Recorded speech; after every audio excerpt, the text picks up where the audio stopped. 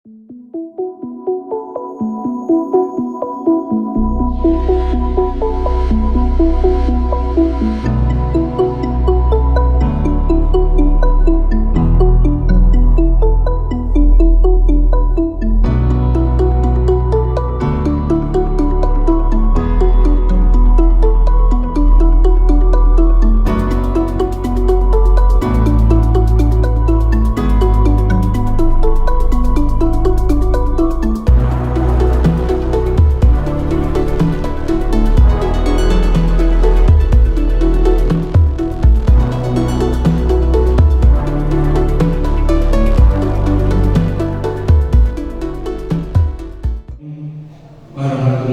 wabarakatuh.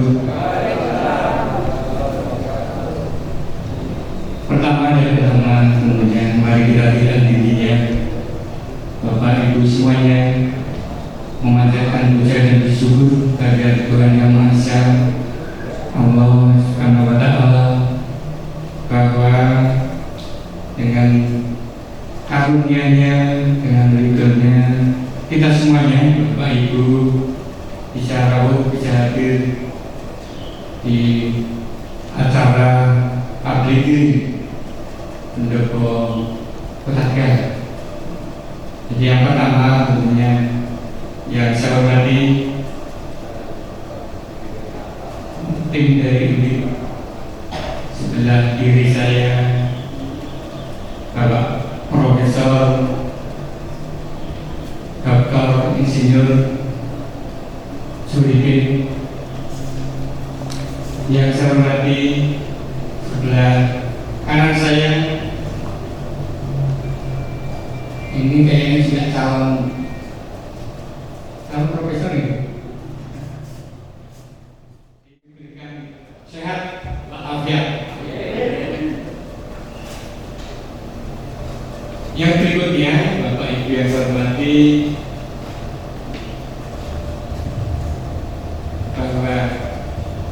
Kota Tegal mendapat kehormatan, mendapat kepercayaan tim dari UNIP di bawah pimpinan langsung oleh beliau Bapak Profesor Suridin tadi. Ini sebuah kehormatan untuk Kota Tegal. Sekali lagi saya terima kasih Prof. Menuju lokasi Tegal. Jadi isinya apa nanti Bapak Ibu nanti akan disampaikan oleh beliau.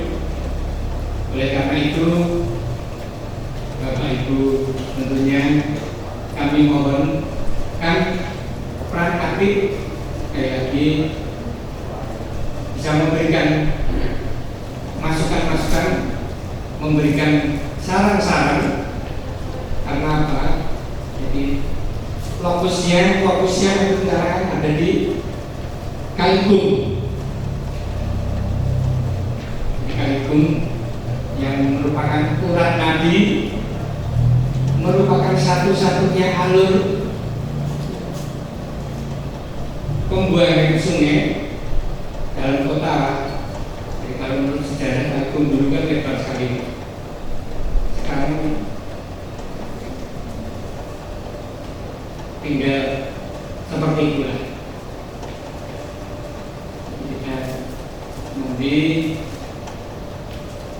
minta sekali lagi pada Bapak Ibu yang kaitannya dengan pemasukan maupun saran-saran ini.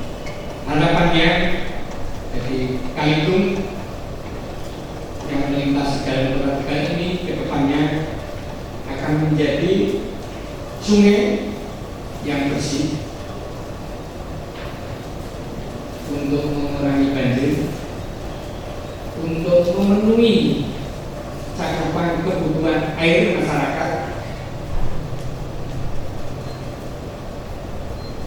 air bersih, sehingga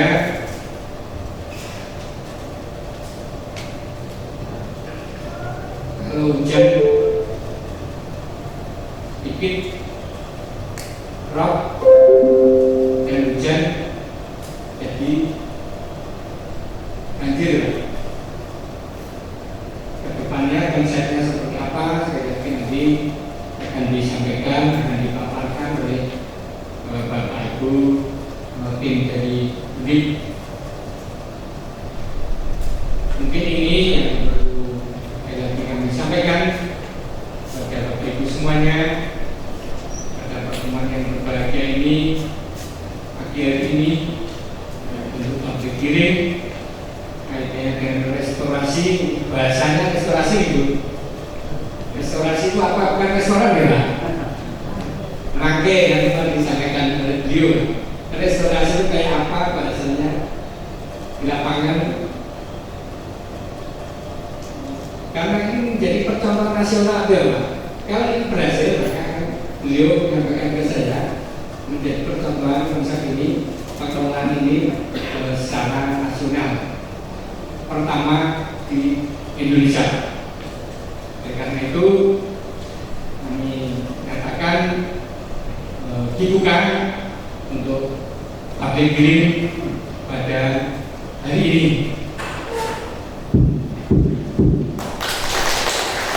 Terima kasih. Lebih kurangnya mohon maaf Bapak Ibu. Jangan berlama-lama, katanya kalau kita di ruang AC dengan kondisi seperti ini terbuka, kita buka.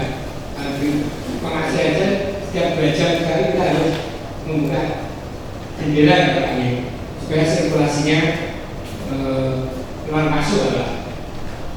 Sekali lagi terima kasih Bapak Ibu semuanya, sampai akhir tetap menerapkan prokes.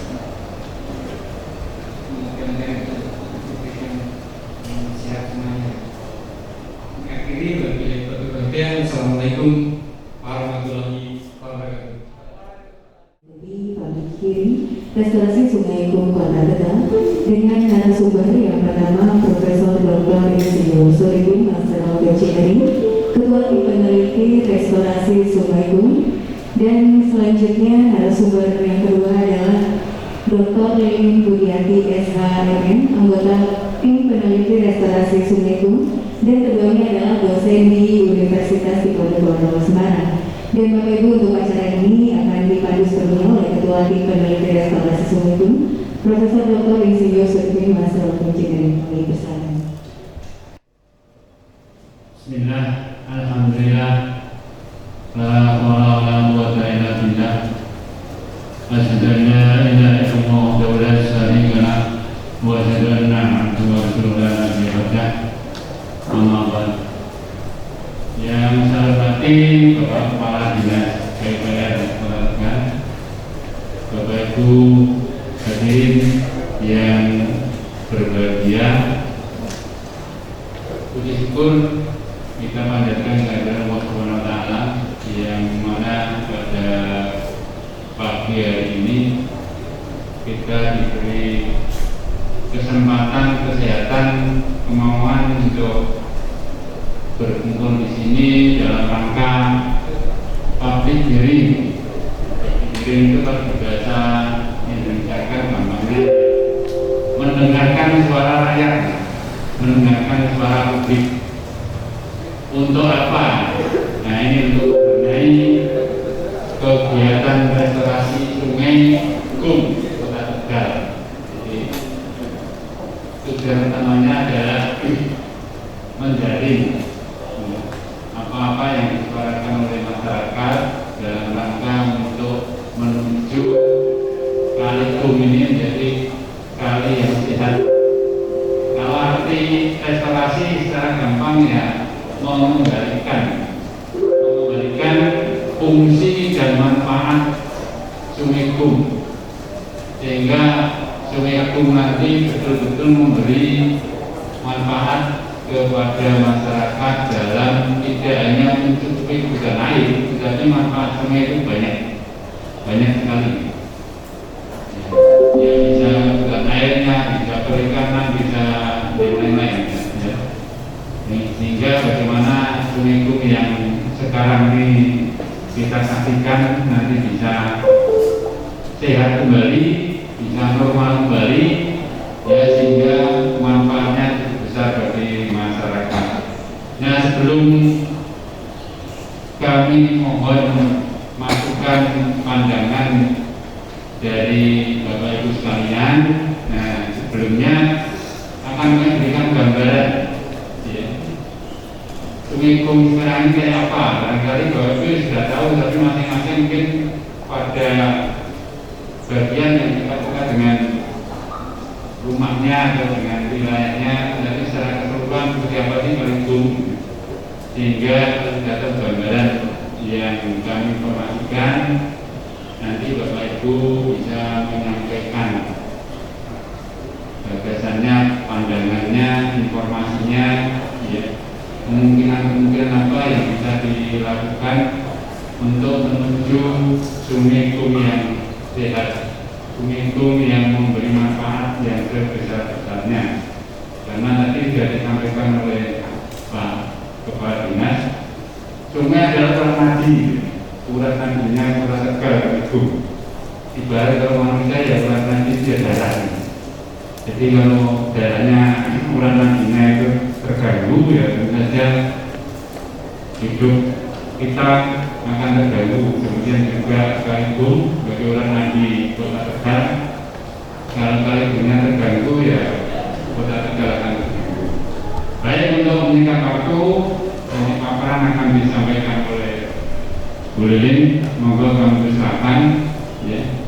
Nanti setelah paparan kita akan berdiskusi bersama ya, menyampaikan pendapat dan pandangan dari kita semua.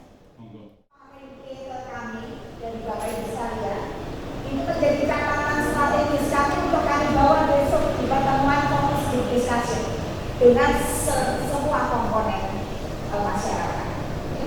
Oleh karena itu, sebangun rawuhnya sekali lagi jelas siapa yang rawuh di sini itu keterkaitannya dengan bagaimana kita berpikir untuk kepentingan kemanusiaan. Tanpa sungai kita bisa hidup tidak? Tanpa sungai kita bisa hidup tidak? Tidak, padahal sungainya tidak sehat. Maka kita pun sehat atau tidak? Itulah esensi dari sungai. Ya, baik.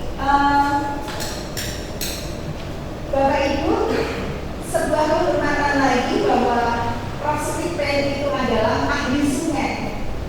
Ya, maka saya menjadi asisten beliau untuk menyampaikan beberapa hal dan apakah Bapak Ibu sudah siap kertas dan pulpoin untuk mulai ini berpikir apa yang harus disampaikan pada kamu, ya, karena sekarang pendekatan pada proses pengambilan kebijakan publik harus didasarkan pada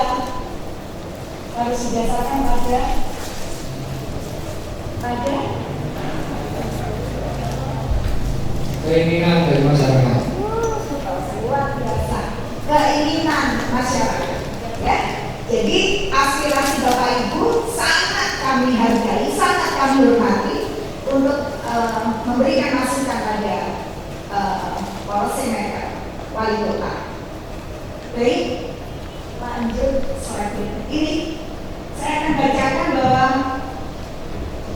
mengapa sungai harus direstorasi. Kalau tadi Prof. Supipen mendikte bahwa restorasi itu dari yang tidak sehat dikembalikan pada sehat. Besok, Bapak Ibu, itu saja. Namanya restorasi ya Bapak. Pada 2000 sebelum Masehi ada dua negara kota, Turki dan Irak, itu membuat perjanjian untuk mengelola sengketa pemanfaatan air di Sungai Tigris. Lalu 4000 tahun kemudian, para pemangku kepentingan seperti Bapak Ibu ini, pemangku kepentingan perairan sungai di seluruh dunia masih saja berkutat dengan persoalan bagaimana cara mengelola sungai secara efektif agar dapat memenuhi kebutuhan manusia, mengairi areal pertanian, menyediakan air bagi kepentingan industri dan bisnis. Jadi sampai detik ini pun kita juga melakukan hal yang sama seperti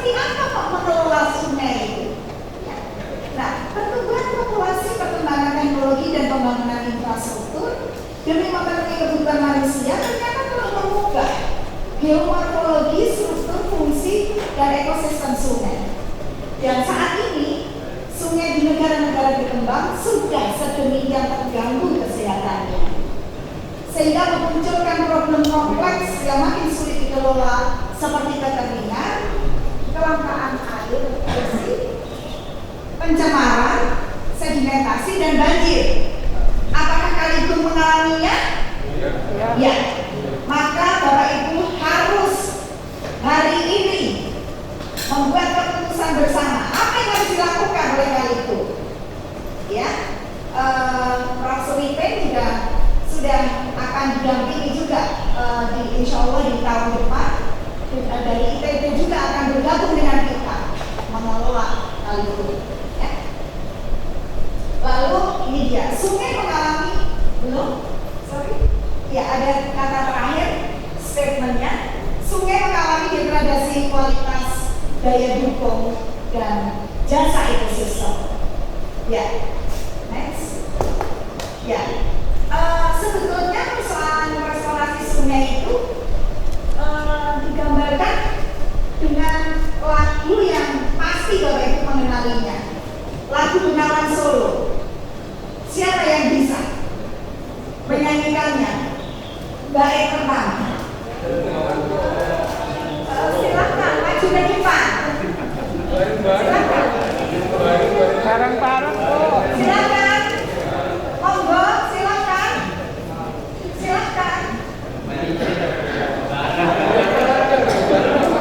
Bareng saja. Coba.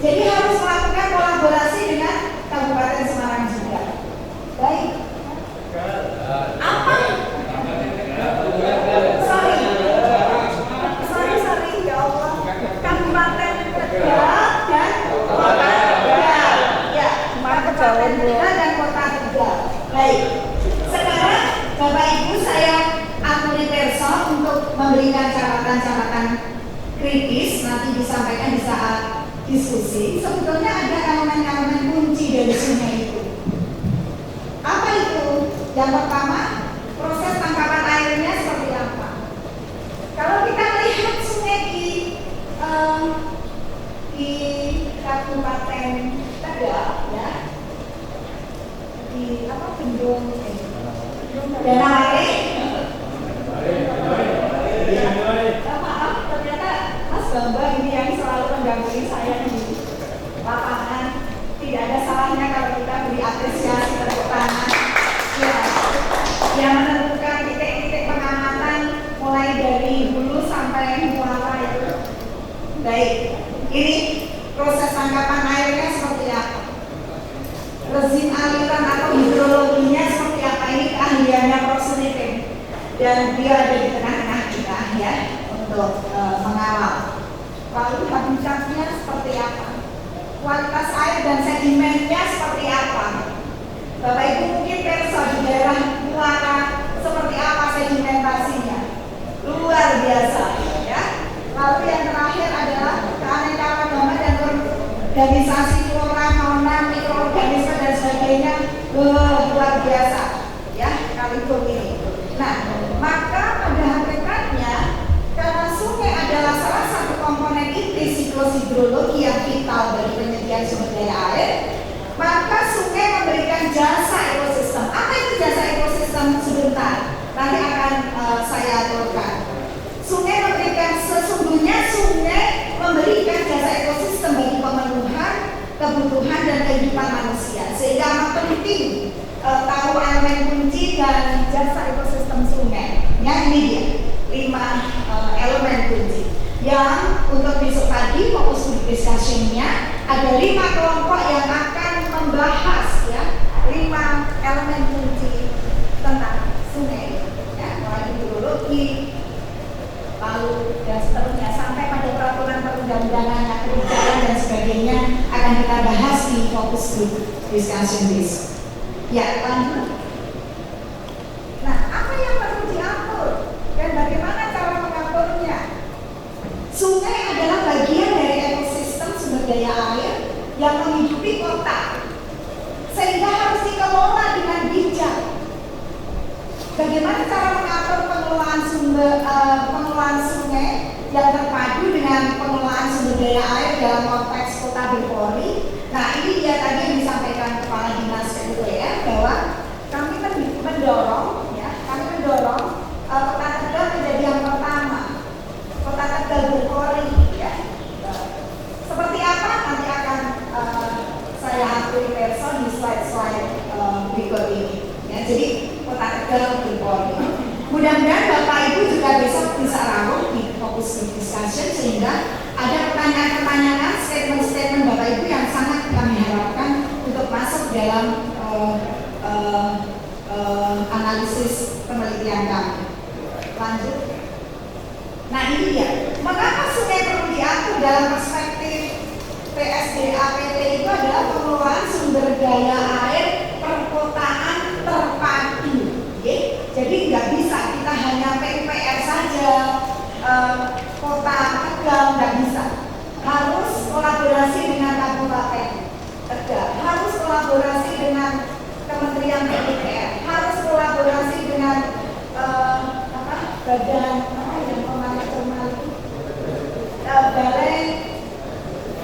balai PSDA, pemantau Cemal dan seterusnya ya. Jadi itu dia.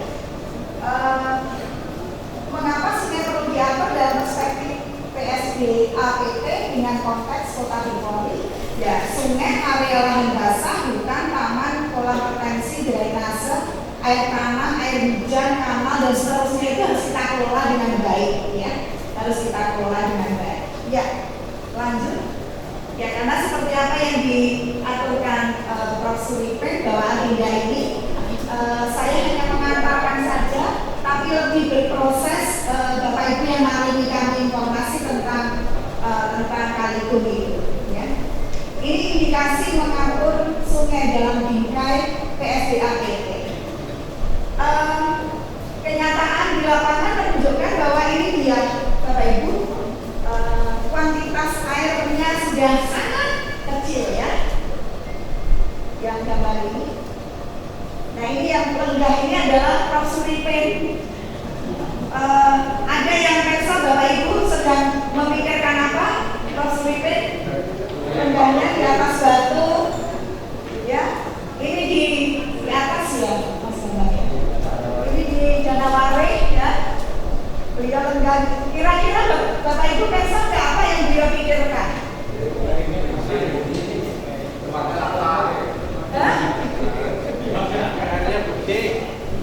Airnya bersih. Airnya langka. Ya, lalu apa lagi kira-kira?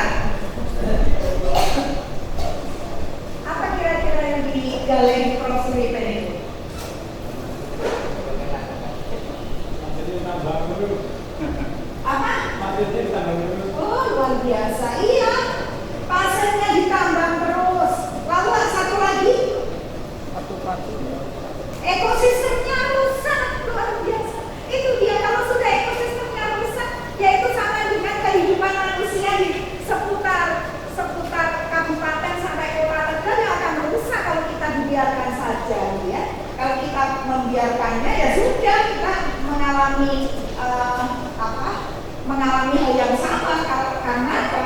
Kalau sungai tidak sehat maka kehidupan kita pun juga tidak sehat. Nah, setelah dari Danaware kita mulai turun ke bawah. Sungai yang semula 35 sampai 40 meter ya dari Danaware itu sudah mulai menyempit nih Bapak Ibu sekalian. Penyempitan. Lalu di Muara juga sudah terjadi kualitas air turun karena 3P di Muara. Pengendapan, pendangkalan, pencemaran. Apakah Bapak Ibu perso? Apakah Bapak Ibu menyadari bahwa hidup masyarakat di Kota Tegal itu seperti ini? Mari kita menyatukan pikiran, hati, dan tekad kita yang kuat. Mau kita apakan sungai ini? Ya, karena sudah terjadi. Lalu, ini dia di Kalimantan.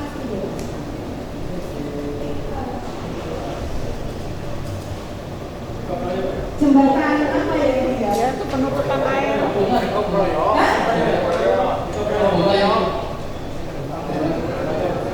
Ya, perilaku masyarakat Bapak Ibu seperti ini dia membuang sampah. Dan ini kami jadikan satu titik pengamatan karena mulai hulu sampai Muara kita tetapkan ada 6 titik pengamatan. Siapa yang wajib mengamati nanti kita tetapkan ya. Pengamatan titik 1, 2, 3 sampai ke hulunya ya. Jadi kita memang harus kerjasama dengan pemerintah Kabupaten Semarang. Astagfirullahaladzim, Tegal. Saya Tegal. Ya, Bapak Ibu. Jadi kenapa harus seperti itu? Nanti saya akan aturkan bahwa betapa pentingnya peran stakeholder masyarakat dalam hal ini dalam melakukan pemantauan atau monitoring dan evaluasi terhadap pengelolaan sumber daya air perkotaan terpadu itu ya. Tanpa keterlibatan masyarakat, pemerintah Dunaki tidak akan pernah melakukan apa-apa. Ya, baik, lanjut. Nah, bagaimana atau apa hakikat Kota Berpori? Kota Berpori itu adalah kota yang mampu menyerap. Kalau kita spon, Bapak Ibu personal spon, coba kita beri air, ya maka tetes-tetesnya terus tidak akan pernah lepas ya. Nah seperti itu yang kita gambarkan Kota Tegal Berpori. Ya itu nanti akan disampaikan dalam sambutan dan pidato atau Pak Wali Kota besok pagi menjadi narasumber tentang Kota Tegal Berpori.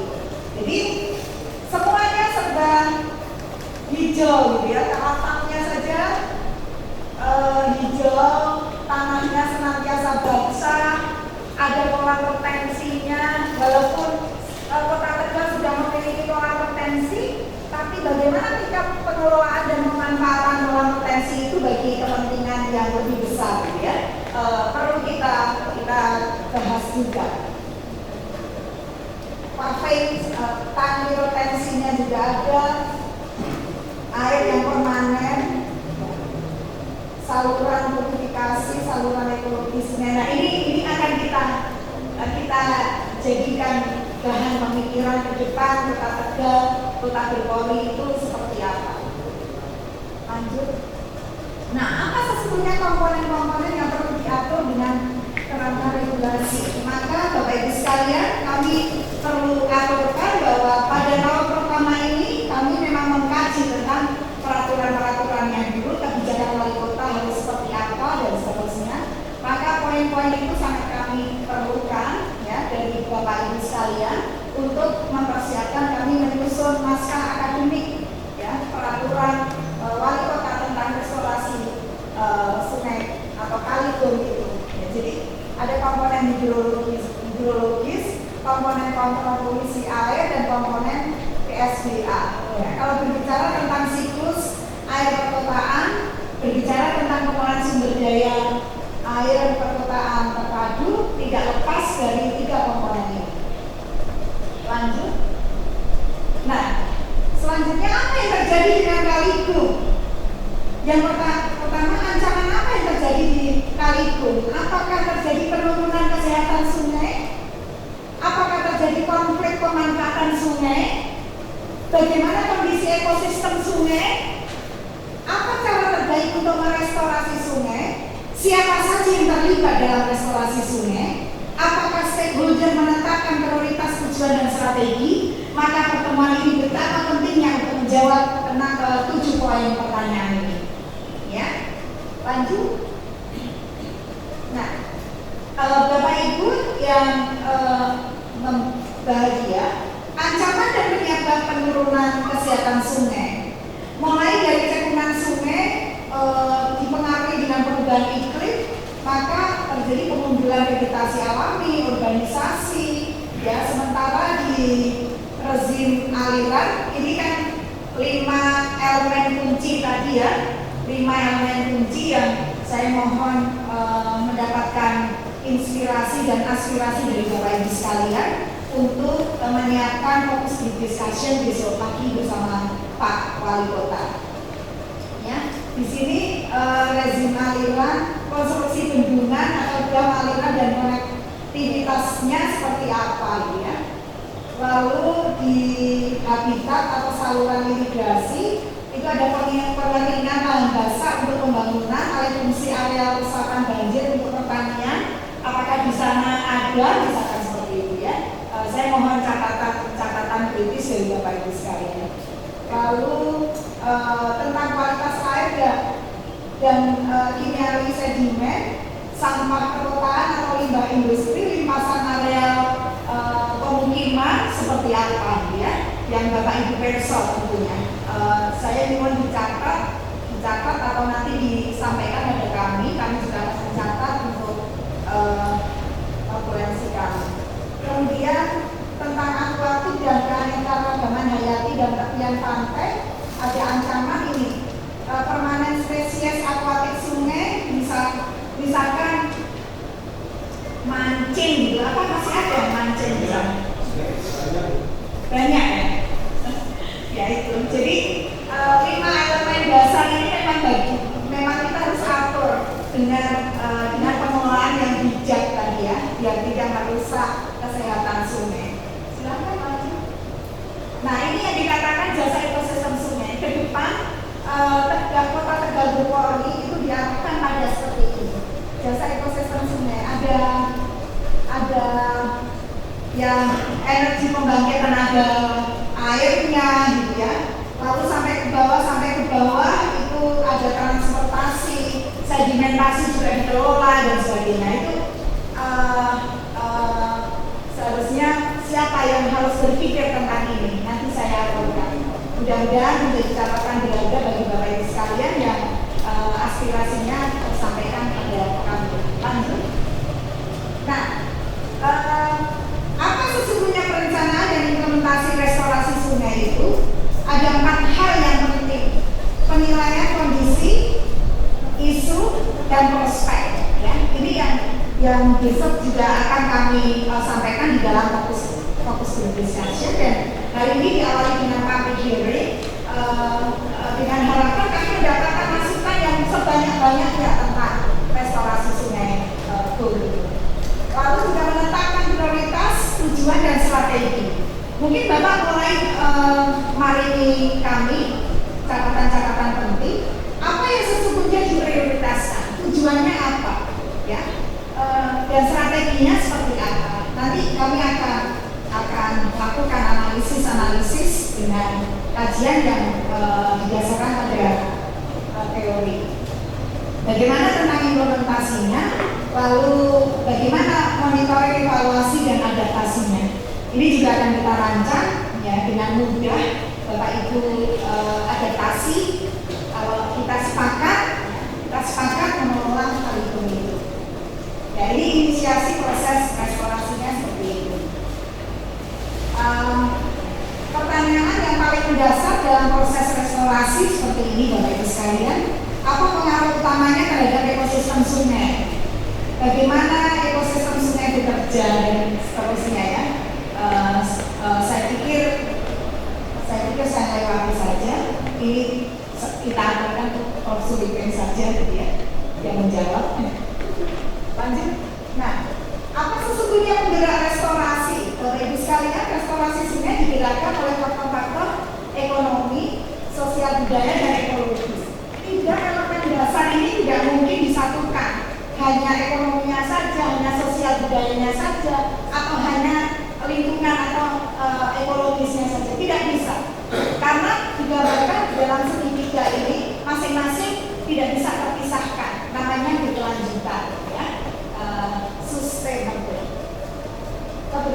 kewajibannya di sini, ya, ekonomi, lingkungan, dan sosial. Lanjut. Nah, apa hubungan restorasi sungai dengan pengelolaan sungai? Kalau restorasi sungai tadi sudah digambarkan Profesor Ripik adalah piye caranya sungai itu sehat gitu ya, dan dari terjadi degradasi penurunan, gimana caranya, apa strategi efektif untuk menyehatkan sungai. Nah, ini memulihkan kesehatan sungai. Kalau kesehatannya sungai pulih, maka mampu melindungi untuk penyediaan sumber daya air. Ya, melindungi penyediaan air itu sama saja dengan bagaimana mengelola sungai dengan bijak tadi. Jadi ada keterkaitan yang sangat kuat antara restorasi sungai dengan pengelolaan sungai. Lalu pemulihan sungai, kebijakan, strategi, rencana pada dampak kesehatan sungai. Ini Bapak Ibu sekalian, bisa pemulihan sungai, kebijakan, strategi, dan rencana itu dimulai dari mengidentifikasi isu dan problem, lalu penetapan prioritas, dan kita tawar-menawar apa yang menjadi prioritas, apa yang harus kita selesaikan dahulu. Inilah saatnya yang tepat dalam public hearing kita melakukan ini, identifikasi isu dan seterusnya. Nanti Bapak Ibu akan saya akui juga data-data dari kondisi existing, kondisi senyatanya, kalikum seperti apa ya, yang sudah dianalisis oleh anggota tim Profesor. Nah, setelah kita tahu mengidentifikasi, maka kita lakukan tujuan-tujuan pembangunan konservasi security sumber daya air seperti apa. Nah, dengan masukan dari Bapak Ibu yang kami perlukan, itu kami bisa merumuskan apa tujuan-tujuan pembangunan, konservasi, security sumber daya air, dan seterusnya. Jadi memang sangat-sangat kami perlukan suara dan keinginan Bapak Ibu sekalian. Setelah itu maka kita juga bisa menilai penilaian kondisi dan fungsi sungai seperti apa. Kondisi existing kali sudah sangat tidak sehat ya, mulai hulu sampai hilir, maka inilah yang terjadi situasinya. Lanjut. Lalu siapa sesungguhnya yang harus terlibat Bapak Ibu sekalian? Ini dia yang harus terlibat, stakeholders. Siapa stakeholders itu? Stakeholders itu adalah pemangku kepentingan. Siapa yang punya hak dan kewajiban dalam memikirkan apa yang sudah saya aturkan tadi? Ini dia, public, pemerintah, private, swasta, people, civil society. Bisa digambarkan di sini adalah ada perguruan tinggi, yaitu kami, ada LSM atau NGO, ada LSM NGO yang laut, ada mungkin terundang untuk besok pagi. Lembaga donor, kami masih tahapan mencari ya, tapi akan dibantu oleh teman-teman dari ITB untuk backup kegiatan ini di negara. Ada media, halo, ada teman-teman media, ada DPRD, masyarakat, iya, yang paling banyak. Komunitas peduli sungai ada? Maka itulah di saat kita proses pembuatan keputusan awal, jika stakeholdersnya tidak lengkap, maka kita khawatirkan untuk terjadi bias kebijakannya, maka akan terjadi kegagalan dalam proses implementasinya karena stakeholdersnya tidak lengkap. Judulnya saat ini public hearing. Harapan kami DPR yang lengkap di sini, kami memaparkan data fakta, fenomena data fakta sesungguhnya kali itu, maka DPR harus bagaimana? Ya, tapi tidak apa-apa. Kesempatan lain kami tetap harus bertemu, ya. Ini lanjut. Nah, mengapa harus melibatkan peran para pihak yang tadi itu saya aturkan, Bapak Ibu sekalian? Restorasi restorasi dan pengelolaan sungai tadi ya, ada hubungan yang kontekstual, saling terkait antara restorasi dan pengelolaan sungai. Itu adalah problem yang kompleks. Nama kerennya itu wicked. Wicked itu bulat, ya, bulat, tidak bisa diselesaikan sendiri. Wicked itu tidak bisa diselesaikan sendiri. Restorasi dan pengelolaan sungai adalah persoalan wicked yang tidak mungkin kita hanya selesai oleh Kota Tegal saja. Karena persoalan gas, persoalan ekosistem itu tidak bisa dibagi segmentasi. Harus satu daerah aliran sungai, lihat Bapak Ibu sekalian. Nah, sehingga apa? Nah, tidak bisa diselesaikan sendiri karena sulit didefinisikan. Sudah tidak ada Bapak Ibu sekalian definisi yang tepat untuk mengatasi persoalan restorasi dan pengelolaan sungai. Jadi wes bulat, ya. Multi sebabnya itu sudah tidak mampu lagi kita identifikasi. Lalu multi dimensi sudah nggak jelas lagi, ya. Tidak ada kepastian sebetulnya apa persoalannya, saking kompleksnya, ya. Maka kalau sudah menghadapi seperti ini, perlu apa? Kita perlu kolaborasi lintas sektor dan disiplin.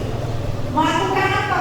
Perencanaan strategis dan berkelanjutan, lalu konsep restorasi dan pengelolaan terpadu, partisipasi stakeholders. Maka Bapak Ibu dirakukan lenggah di sini dalam rangka ini, partisipasi stakeholders untuk duduk bersama memikirkan apa sesungguhnya yang harus kita lakukan untuk kali ini, ya, merestorasi dan melakukan pengelolaan sungai.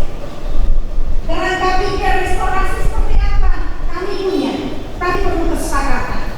Jadi bukan mentang-mentang dari perguruan tinggi hadir lalu memberikan sesuatu untuk Bapak Ibu melegitimasi, tidak. Kita harus duduk bersama, tentukan poin to poin. Bapak Ibu sepakat alasannya nopo. Bapak Ibu bukan sepakat langkah prayogi dan ada sendiri. Itu dia. Berikut restorasi dan pengelolaan sungai. Lalu kita akan punya forum konservasi sungai, ya, dengan ditetapkan mulai dulu sampai muara itu ada 6 titik pengamatan yang dilakukan oleh teman-teman kota, ya, menetapkan siapa anggotanya dan seterusnya. Ada pendidikan yang secara intensif akan kita lakukan, ya, itu dia. Dan apa yang terjadi maka tersentralize di pemerintah kota dan kabupaten, itu yang harus kita lakukan. Ini Bapak Ibu, bagaimana? Luar biasa. Iya, tanpa Bapak Ibu nothing, tidak ada artinya apapun. Nonsen tanpa 3H kalau saya ingin menyampaikan. By head, by heart, by head. Kita harus menyatukan 3H, 3H. Head, heart, head. Jadi sudah tidak saatnya lagi pemerintah memikirkan ini sendiri tanpa keterlibatan stakeholders. Ya, mulai kapan stakeholder itu berperan? Mulai pada tataran perencanaan, membuat lembaganya, POAK itu Bapak Ibu sekalian, planning, organizing. Tadi kami akan melembagakan 6 titik pengamatan sungai. Ya, titik 1 di mana? Titik 2, titik 3, titik 4, titik 5, titik 6. Ada masalahnya di mana? Dan seterusnya, ya. Jadi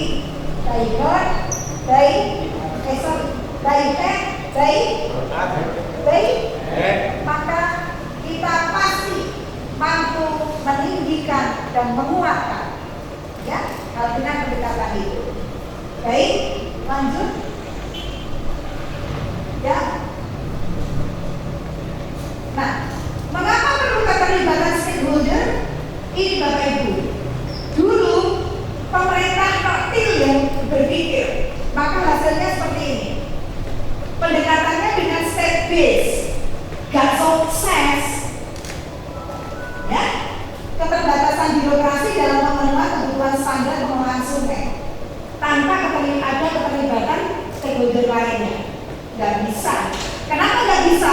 Karena persoalannya tidak mampu didefinisikan dengan jelas. Karena persoalannya sangat kompleks. Lalu tidak memadai kelembagaan pengelolaan sungai. Nggak bisa tanpa stakeholder yang lain itu masuk juga dalam tim pemerintah itu sendiri. Ya, lalu kurangnya partisipasi keterlibatan masyarakat lokal. Ini dia Bapak Ibu sekalian. Betapa pentingnya kehadiran Bapak Ibu dalam proses perencanaan Kota Tegal berPolri. Ya, kurangnya partisipasi keterlibatan masyarakat lokal. Maka kegiatan ini sangat bermakna tentu saja bagi pengambil keputusan. Ya, kalau sinergi Pak Wali Kota. Kalau hanya state-based pendekatan pemerintah saja, maka pendekatannya tidak fleksibel, lemah kapasitas dan kelembagaan. Nggak ada yang ikut serta, masyarakatnya tidak ikut serta membuat keputusan itu. Lalu kurang tepat desain dan implementasinya. Ya jelas tidak didukung masyarakat. Ya, itu dia. Lalu, nah sekarang kalau community based kalau didasarkan hanya pada komunitas, ternyata juga lemah Bapak Ibu sekalian. Coba di Persani ini, kalau tadi pendekatannya pemerintah, ya, ini pendekatannya masyarakat, lemah institusi lokal, terutama kurangnya mekanisme resolusi konflik. Di saat masyarakat menghadapi konflik, aneh lagi, karena menyangkut persoalan perizinan, menyangkut ini dan itu, yang semuanya ada di pemerintah itu sendiri, ya. Jadi kalau pendekatannya komunitas, ternyata juga ada kelemahan. Lalu keterbatasan informasi dan teknologi jelas yang menjadi titik lemah dari komunitas. Kurangnya sistem pendukung seperti informasi pasar, peningkatan kapasitas dan seterusnya. Technical assistance juga tidak didampingi. Maka itulah Bapak Ibu sekalian pentingnya Bapak Ibu lembaga di sini karena pendekatan yang tepat adalah public-private people partnership. Jadi pemerintah, swasta, masyarakat harus menyatukan.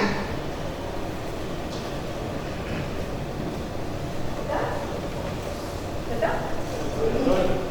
Maka sebetulnya toh Kota Tegal berPolri endingnya itu adalah tentu kesejahteraan masyarakat yang harus dicapai, ya.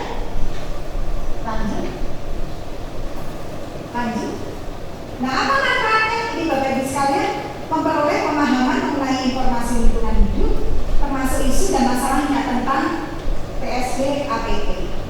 Memperoleh masukan mengenai kemungkinan pilihan, mitigasi dan optimasi. Menyeimbangkan hak dan manfaat di antara kelompok-kelompok masyarakat guna menghindari potensi konflik sosial dan keadilan. Meningkatkan kualitas pembuatan keputusan ini. Saat ini kita sedang berpikir ke arah sana, ya, ini dalam rangka Prof. Sulipin, saya dan Pak Ki sedang mendesain peraturan wali kota apa yang tepat. Itu menjadi embrio yang nantinya akan kami dorong untuk menjadi pergub. Ya, saya Prof. Sulipin dan saya dan seluruh tim peneliti tentu saja merasa bangga jika Bapak Ibu mari support untuk terrealisasinya Kota Tegal berPolri. Ya, ini dia. Membangun kesepakatan mencari solusi terbaik. Lalu menjadikan proses pembuatan keputusan lebih transparan dan terbuka untuk menerima masukan.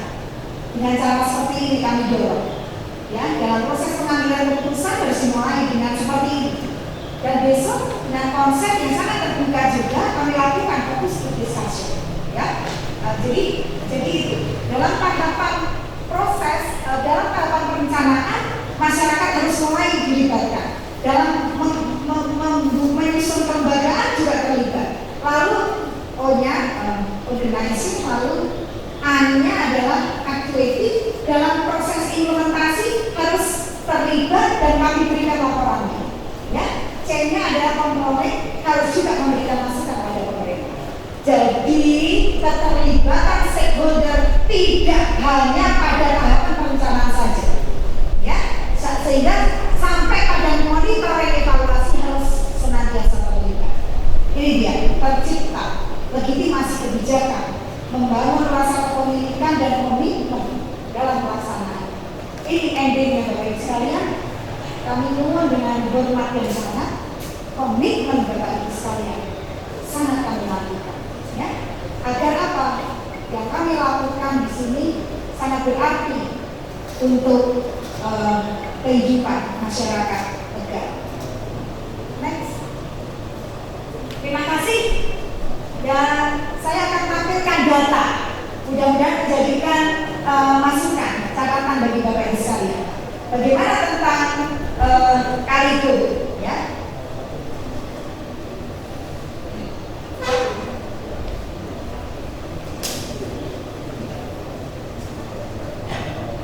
Bapak Ibu sekalian, saya akan bacakan ini overall ya.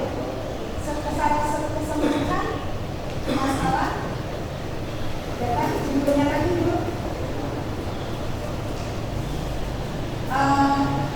Iya, parameternya ini Bapak Ibu sekalian tidak perlu dipersani juga nggak apa-apa. Saya hanya ingin menyampaikan data yang ditunjukkan oleh laboratorium yang kami ajak bekerja sama. Itu titik lokasinya Muara Kaligunung, pintu air Kalimati, jembatan Pancasila, lalu jembatan Werkudara Kejangguan, jembatan Banjaran dan bendung Danawari. Yang patut menjadi catatan ini Bapak Ibu sekalian, sungai tercemar berat oleh logam tembaga di semua titik lokasi yang bersumber dari desa Banjaran di mana terdapat bom industri Buduk. Kalimat terakhir apa ya? Kalimat terakhirnya apa ya?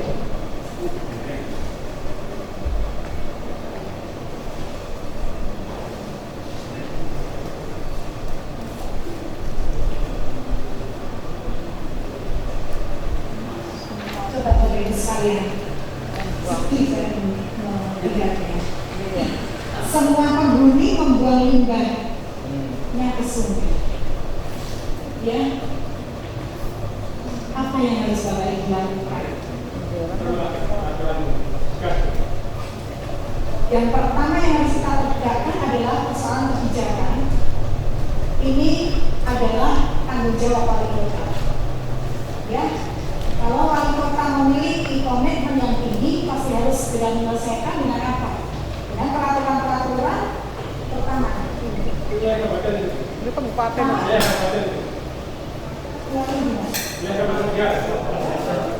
Iya.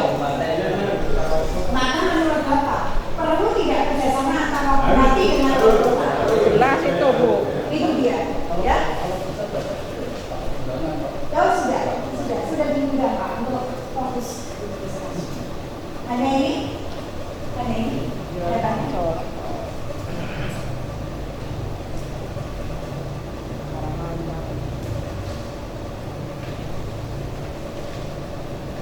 Ini ada peta pelanggaran tata ruang dan gangguan pelestarian sungai dan sumber daya air Bapak Ibu sekalian. Coba dipersani, ngeri nggak sih? Iya, tuh Kaligunung tuh hasil analisis timnya Prof. Sulipe. Ya, pelanggaran tata ruang dan gangguan pelestarian sungai dan sumber daya air. Maka tepat dengan judulnya, perlu direstorasi. Dan model restorasi Kaligunung adalah yang pertama di Indonesia. Tapi sebagus apapun konsepnya, tanpa dukungan stakeholders percuma saja. Ya, dibiayai dengan mahal. Saya kira itu cukup. Sudah habis masalah? Ya, itu dia Bapak Ibu sekalian. Sebenarnya untuk atensinya, mudah-mudahan ada sesuatu yang dicatat dan itu masuk di tim kami. Saya akan kembali pada Prof. Sulit. Mungkin ada informasinya, jadi bisa kita saksikan dan juga sudah kita dengarkan tentang kondisi Kaligunung dan juga konsep dasar atau apa yang perlu kita gali pada hari ini untuk mendapatkan informasi ini. Jadi memang kalau kita kembali ke tahapan restorasi sungai, pertama memang identifikasi permasalahan dan kesempatan. Kesempatan apa ya? Kita kedepannya itu bisa buat apa? Ya. Jadi sekarang ini ya kita memang sudah ke lapangan, sudah survei, sudah cari data gitu ya. Tapi mungkin ada hal yang masih tersembunyi, khususnya dari bapak-bapak ibu sekalian. Memang ini bukan pekerjaan ringan, bukan pekerjaan yang instan langsung jadi, bukan. Ini saya cerita pengalaman menata drainase Kota Semarang. Bapak sambil apa ya? Sambil mengingat tadi masukannya kalau kita cerita. Saya ceritakan menata drainase Kota Semarang itu membuat rencana induknya atau master plan-nya itu tahun 2007 dan baru menjadi perda itu 2012. Nah itu sampainya sistem drainase kota yang perda ya Semarang tahun 2012 ya. Bahwa itu bisa saksikan dan dengarkan berita sekarang Semarang banjirnya mulai kurang. Kalau dulu kan Semarang kali ini banjir terus, sekarang sudah mulai baik. Dan tiap tahun dari penyusunan master plan 2007 sampai sekarang 2020 sudah 11 tahun belum tuntas, dan tahun-tahun ini silakan tinjau kembali tentang master plan-nya rencana gitu ya. Dan mudah-mudahan nanti kali ini juga menjadi satu-satunya yang menginisiasi restorasi sungai.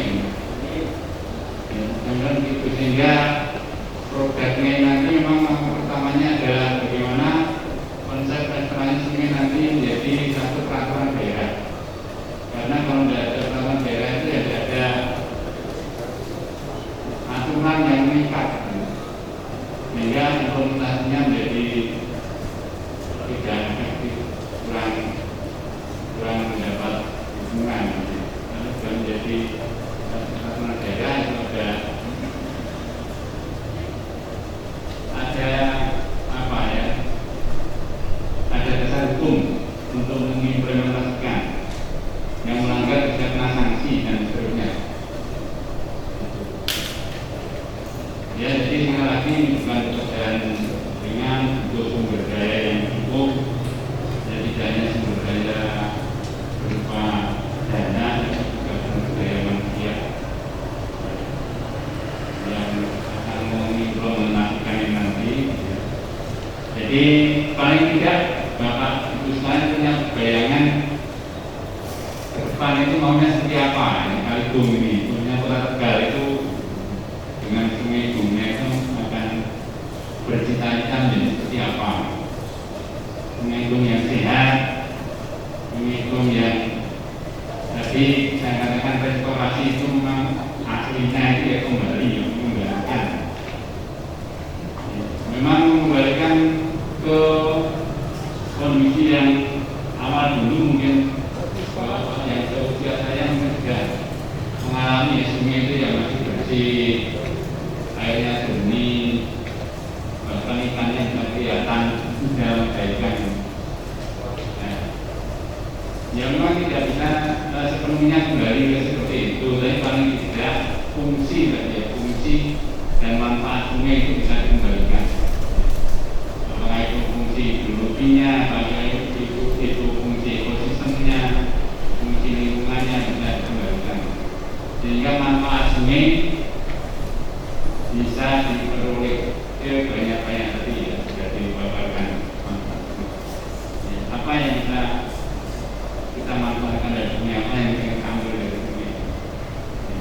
Kita harus sadar bahwa semua air tidak hanya manusia, tidak hanya yang hidup, yang sudah mati juga butuh air. Paling tidak waktu mati dimakan air gitu. Ya jadi tidak hanya waktu itu yang butuh air, itu semua butuh air. Dan sungai itu menjadi salah satu sumber air yang seharusnya yang paling kuat.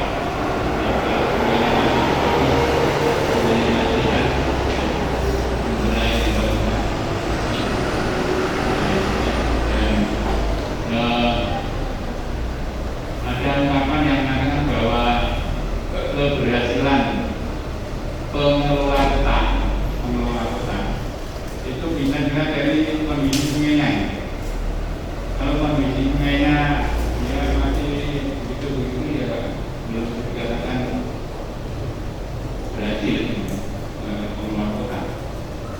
Oleh karena itu ya mari kita dukung bersama bagaimana kita kota Tegal ini menjadi berhasil dengan melihat sungainya dengan seperti apa. Itulah ukur yang paling mudah untuk melihat keberhasilan tersebut. Ya, kami usahakan sekarang Bapak Ibu bisa secara tertulis bisa. Pertama, tentunya marilah kita sama-sama menjadikan puji syukur kehadirat Allah SWT atas segala limpahan nikmat dan karunia, sehingga alhamdulillah sampai dengan saat ini kita masih selalu diberinya kesehatan dan keselamatan. Dua hal yang di masa-masa sekarang menjadi sangat penting artinya, menjadi sangat mahal harganya. Karena apa? Karena kalau kita lihat saat ini perkembangan penyebaran COVID justru semakin meningkat, bukan melandai. Sedikit sharing bahwa dalam satu minggu ini juga ada dua teman dekat saya yang meninggal dunia. Dari satu kemarin teman saya di Kabupaten Tegal, dan barusan tadi subuh saya mendapat kabar bahwa tadi malam pensiunan dari tempat kami meninggal juga, dan kedua-duanya adalah terkonfirmasi positif COVID. Jadi sebenarnya masukan buat bapak-bapak dan panitia sebenarnya bisa sebenarnya acara seperti ini dilaksanakan secara dari nol itu, karena bagaimanapun upaya kita untuk mengurangi kerumunan tentunya akan berkontribusi secara positif bagi pengurangan COVID-19. Kemudian terkait dengan Kaligung ini, maka barangkali perlu saya sampaikan sedikit bahwa Kaligung ini merupakan das bumi ini merupakan salah satu bagian dari wilayah Sungai Kemal Somal yang notabene merupakan kewenangan dari pemerintah Provinsi Jawa Tengah. Dan terhadap Kaligung ini maka tentunya melekat tugas dan tanggung jawab yang ada pada kami untuk melaksanakan fungsi pemeliharaan, baik yang bersifat preventif, korektif maupun rehabilitatif. Dan dalam tren pemeliharaan rehabilitatif ini maka secara berkala sebenarnya dari tahun ke tahun kami melaksanakan kegiatan fisik di Kaligung. Sebagai contoh, tahun 2019 kami melaksanakan perkuatan tebing khususnya di ruas Desa Kajen. Kemudian untuk tahun 2020 ini sebenarnya ada kegiatan atau pekerjaan perbuatan tanggul, yaitu di Desa Kaligayam dan juga Desa Gunung senilai 6 miliar rupiah. Namun demikian ternyata karena kena refocusing, mohon maaf pada para bapak dan ibu sekalian, tahun ini terpaksa di pending terlebih dahulu. Kemudian terkait pertanyaan dari Pak Supri tadi, kira-kira ke depan cita-cita kita terhadap Kaligung seperti apa gitu? Kalau boleh saya menjawab, yang pertama adalah hebatnya penambangan liar itu, penambangan liar. Jadi kami dari provinsi sebenarnya sangat mendukung sekali dengan kebijakan dari mantan Bupati Tegal, yaitu Bapak Antus Susmono Almarhum, yang mengadakan moratorium penambangan. Dan sebenarnya hal itu masih sampai sekarang berlaku. Namun apa yang kita lihat sekarang, kita bisa saksikan di Desa Bener, kemudian di Hanawari juga penambangan liarnya sungguh luar biasa tuh. Bahkan sebagian menggunakan alat berat. kami sudah memberikan surat teguran pertama, kedua, dan ketiga Bapak. Sudah juga mengajukan permohonan untuk eksekusi kepada Satpol PP Provinsi Jawa Tengah. Sudah berkali-kali dirapatkan juga di level sekda Provinsi Jawa Tengah. Namun apa yang terjadi sampai sekarang kita ternyata masih bisa saksikan bersama. Begitu pula dengan federasi gas yang ada di Gasbun. Jadi kalau kita lihat sebenarnya efisien rezim sungai untuk kali ini relatif lebih baik, paling tidak jika dibandingkan dengan gas yang cacapan ataupun gas Nabucco. Namun dalam beberapa tahun terakhir kita bisa saksikan sama-sama bahwa di wilayah desa Yomani atau Yomansari, tepatnya di ruas jalan Tegal Purwokerto, beberapa tahun ini ternyata mengalami banjir yang relatif sangat besar. Itu fenomena yang agak baru. Dan kalau kita lihat bersama bahwa ternyata beberapa tahun belakangan ini ada pembangunan yang masif di kawasan Guci, kawasan wisata Guci, berupa pembangunan villa, kemudian infrastruktur pariwisata, dan relatif luar biasa. Saya khawatir ini sepertinya ada korelasinya gitu Pak. Nah, ke depan tentu saya tidak ingin bahwa kawasan Guci akan menjadi seperti kawasan yang ada di puncak barangkali. Dan jika ini terjadi maka dan tidak dihentikan, maka saya khawatir ke depan Tegal dan barangkali juga Slawi akan menjadi daerah genangan banjir. Barangkali sementara itu dulu Bapak Ibu, karena lebih mohon maaf apabila taufiq wal hidayah. Wassalamualaikum warahmatullahi wabarakatuh. Kami dari RW 02 MKK Mangkukusuman Bu Gunawan mencermati apa yang disampaikan dua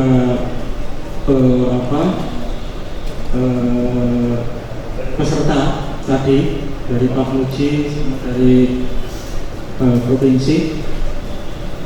Itu sebetulnya ini yang harus perlu sekali disampaikan, edukasi kebiasaan masyarakat itu.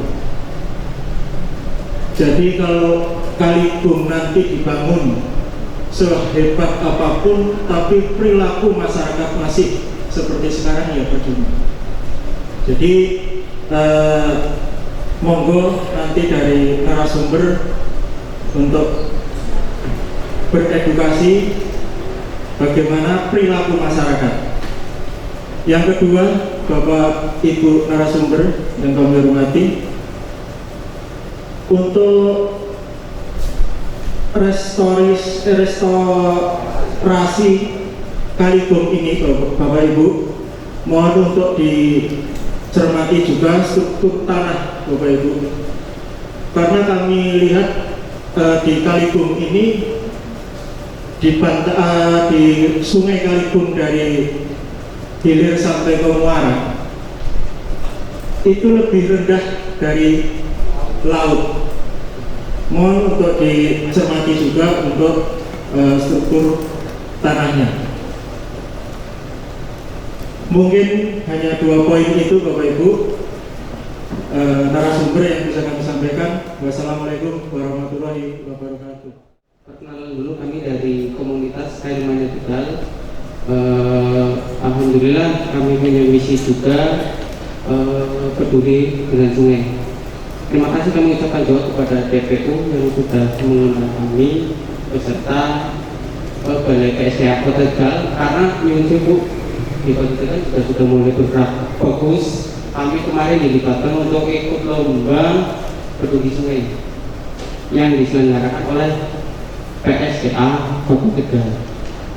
Yang ingin saya sampaikan hanya kami butuh orang-orang kayak panjenengan semua, karena kami bertindak sendiri itu nggak mungkin. Apalagi yang sudah kami tadi sampaikan, komunitas tidak akan berjalan kalau tidak ada stakeholder yang mendampingi kita.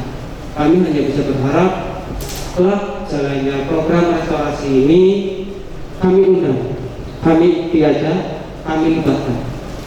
Itu saja.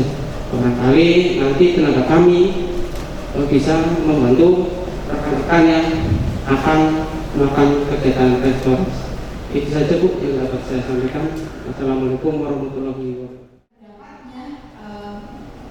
Semoga itu menjadi catatan-catatan berharga untuk nanti akan kami laporkan lagi pada Bapak Ibu sekalian. Ya. Jadi partisipasi aktif dari seluruh komponen masyarakat sangat kami butuhkan. Pak Puji nampaknya memang tidak bisa hanya spek ini saja, karena pertanyaan Bapak tadi mengarah pada pentingnya pengelolaan limbah komunal. Ya, padahal di sana sudah jarang sekali ada lahan yang bisa dimanfaatkan, sehingga memang sangat dibutuhkan partisipasi warga dengan pendekatan edukasi, dengan pendekatan edukasi yang terus-menerus. Kemudian ada fasilitas di pemerintah apa yang kita ada kerjasama dengan masyarakat. Mungkin itu nanti yang akan kita desain. Dan saat ini kami giring dan fokus group discussion untuk besok pagi itu kita tujukan untuk kesiapan kita untuk menyusun naskah akademiknya yang nanti endingnya pada peraturan wali kota tentang restorasi sungai ini. Ya, poin-poinnya itu akan dikerjakan oleh partisipan yang bisa akan lalu di FDW. Ya, ini nanti menjadi catatan kami untuk kami sampaikan pada partisipan yang baru besok. Mudah-mudahan nanti Prof. Sulikan dan bahkan Pak Bambang untuk mengambil tambahan dari apa yang saya aturkan. Yang pertanyaan kedua Pak Agus, sebenarnya Pak Agus, sebetulnya kami memang akan daring. Keputusan kami dengan PUPR daring enggak gitu terus. Nah, saya tidak mempunyai pengalaman yang kuat kalau FBD itu by daring gitu, karena harus hard by hard. Nah, sehingga apa? Langkah kami adalah sudah membuat indikator-indikator dengan bahasa yang mudah dicerna oleh partisipan besok pagi, dan dia hanya terima tek cepat banget untuk selesai. Kami diberi waktu maksimal 2 jam saja, ya, maksimal 2 jam, dan peserta tidak boleh lebih dari 60. Dan kami setting FGD itu hanya untuk 50 peserta. Saya terima kasih dan tentu saja saya mohon maaf untuk mungkin tidak nyaman itu, tapi yang jelas pikiran-pikiran kami untuk kepentingan kemanusiaan juga. Lalu ya itu sudah saya catat, lalu ya sudah saya catat masukannya, dan nanti ada tim ahli untuk membackup kami untuk merumuskan poin-poin apa yang sudah disampaikan Pak Agus itu. Kemudian untuk Pak Gunawan, ya betapa pentingnya edukasi perilaku masyarakat, gitu ya. Dan saya mohon juga dicatat oleh tim ahli yang membackup penelitian ini, perilaku masyarakat didasarkan pada konsep apa, gitu ya. Itu harus jelas dan terukur. Saya kira itu perlu, dan catatannya lagi adalah tentang struktur tanah. Nah, ini profesi nanti mudah-mudahan bisa berpikir.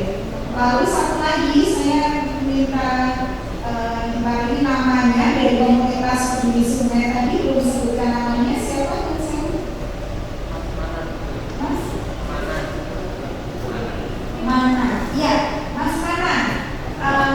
Tolong dicatat bahwa inilah saat yang sangat tepat bagi pemerintah Kota Tegal untuk memulai menginisiasi pengelolaan sungai, restorasi Kaligrung, ya, dengan pendekatan komunitas,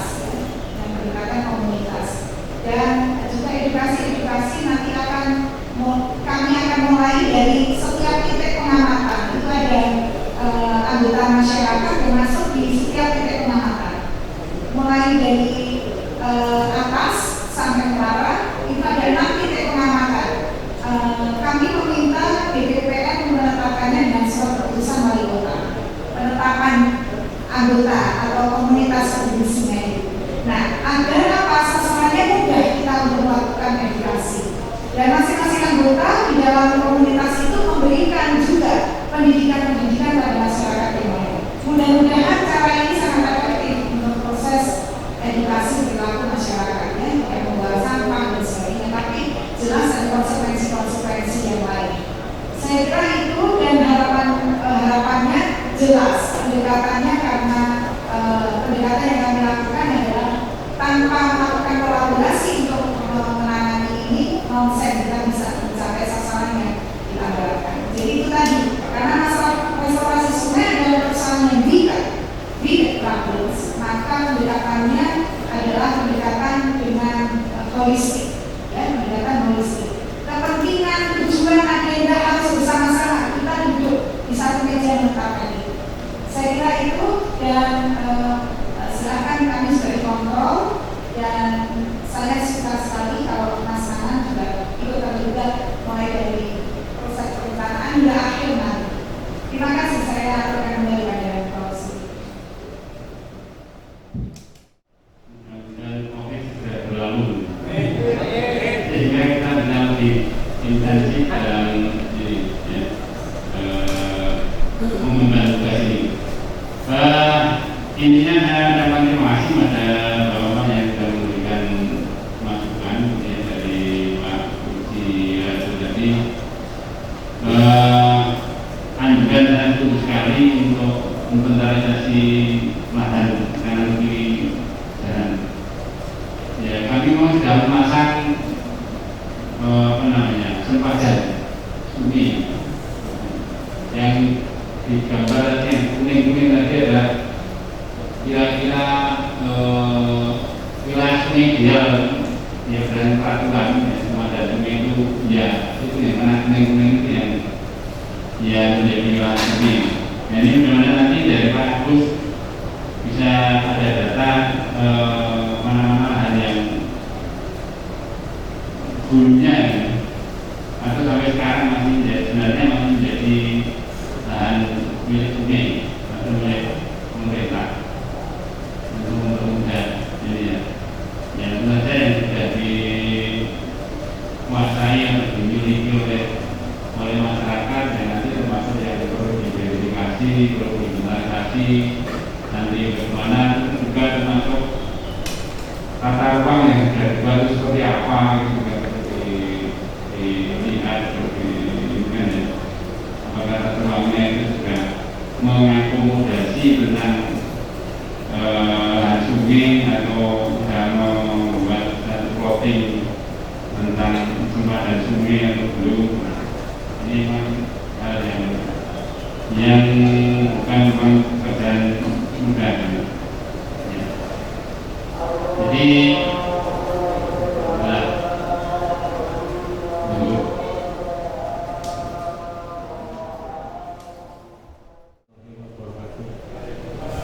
saya masuk ditutup RW 9 Kelurahan Panggung. Baik, akan saya memberi masukan bahwa di wilayah kami ini selalu terkena banjir dari low, bukan dari hujan lebat, tapi dari low. Karena tadi ada yang menanyakan struktur tanah berlimpah dari laut. Oleh sebab itu kami hanya menyarankan agar nanti di Muara itu dibuat folder air dari selatan ditampung di kolam tambak, kemudian dari tambak di pompa ke laut, sehingga nanti tidak terjadi di wilayah kami itu Panggung bagian utara, Interlaken bagian utara.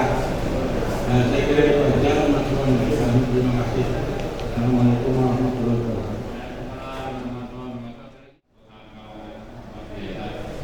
Dan sudah mulai ditangani.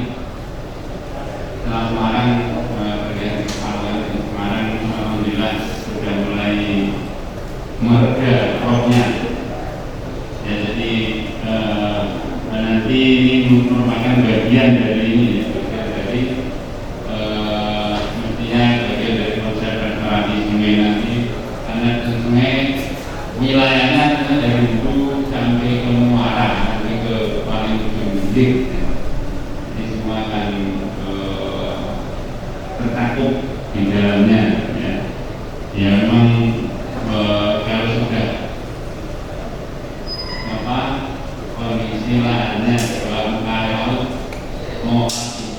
maunya nanti kalau tidak polder ya pasti ya nanti tinggal nanti bagaimana konsep yang cocok, karena tidak ada di dunia ini dua sungai seperti yang punya karakter yang sama, jadi masing-masing punya